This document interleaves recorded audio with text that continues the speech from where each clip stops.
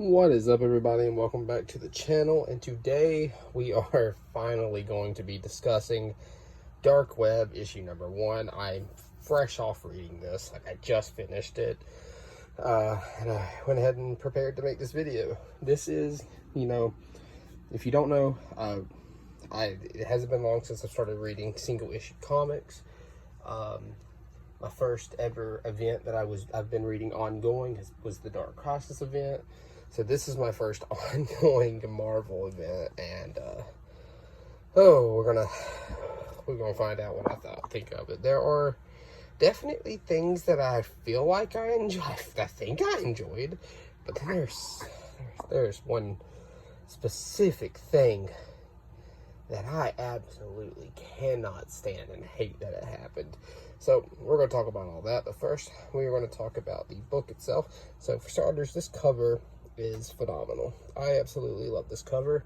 It's the only one I picked up, but obviously the back is showing off the, Wakanda Forever.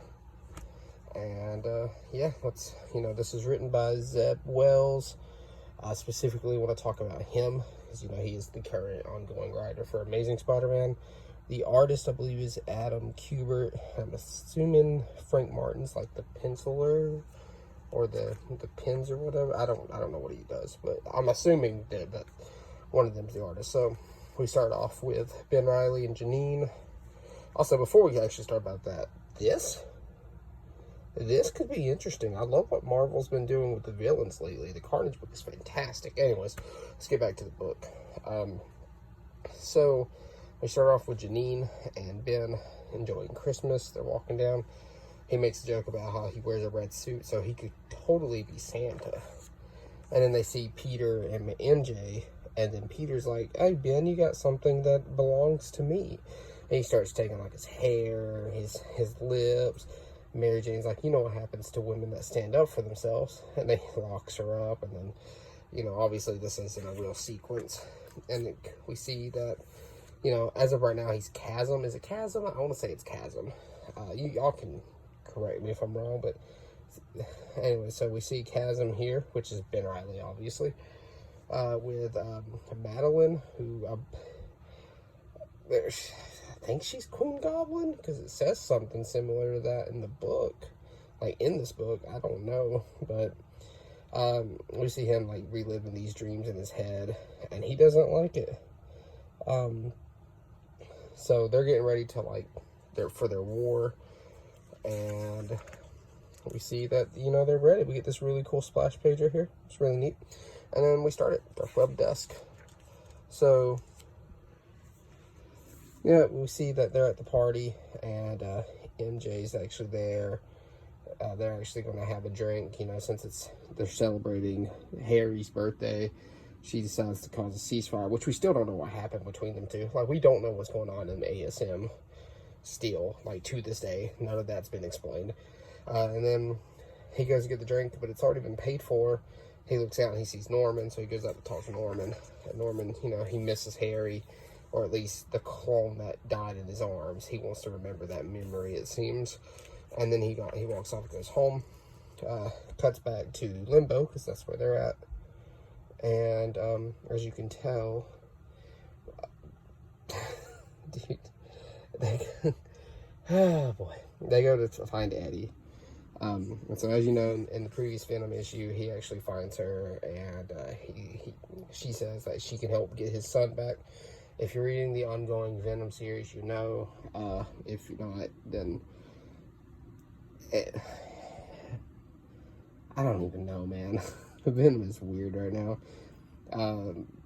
There's like 50 different versions of Eddie Brock going on right now in the Venom run, and he's the King in Black, so he can put his mind in any symbiote. I'm not going to explain it all in this video, but then we see the X-Men for their Christmas or whatever, and they start noticing, specifically this guy. I don't read X-Men.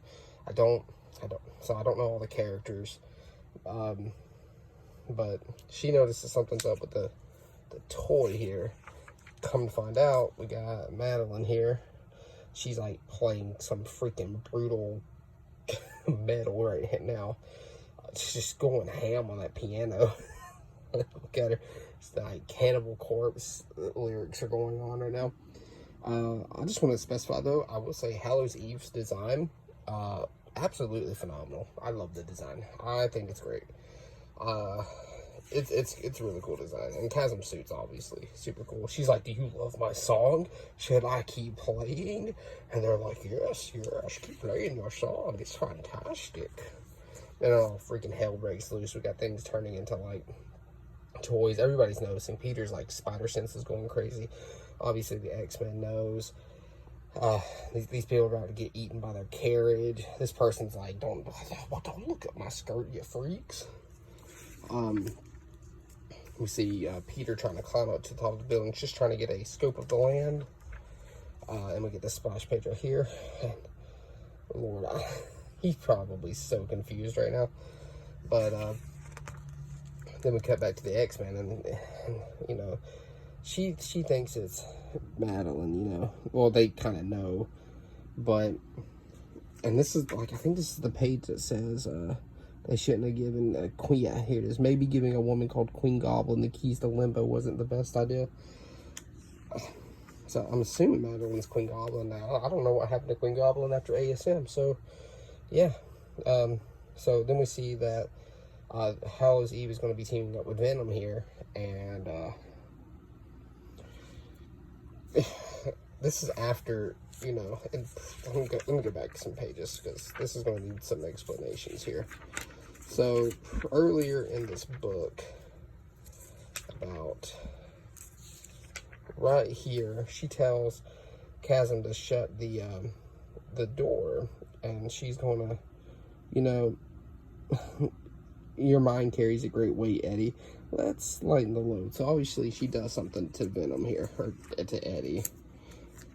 And we go back to where we were. She's going to be teaming up with Venom, but Venom just kind of bolts, man. And then we cut back to Chasm here, who meets up with Eddie Brock, what the hell?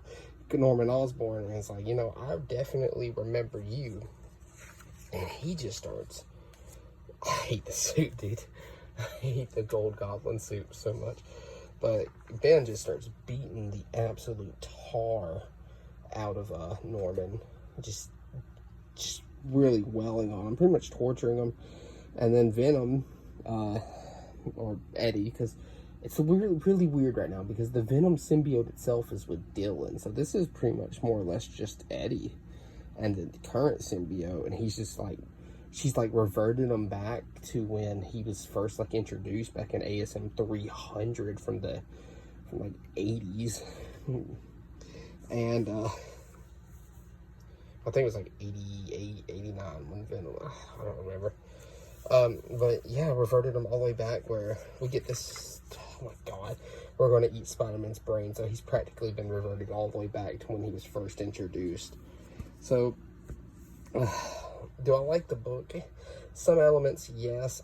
I absolutely cannot stand what they did with Venom. Oh my god. Like, Donny Cates' run developed him so well, and then you just like reverted him back into him. Oh my god, dude. No. I don't know. This book is like a 6 out of 10 for me. There are things I like. I love the magic she's using, where it's like bringing things to life. But god, I hate what they did with Venom so much. I love Hallows Eve's design and Chasm's suit and all that. I don't know where this is going to go. I really don't. And it's just kind of average. It is just average. But anyways, guys, I'll catch y'all in the next one. Peace out. Thanks for watching.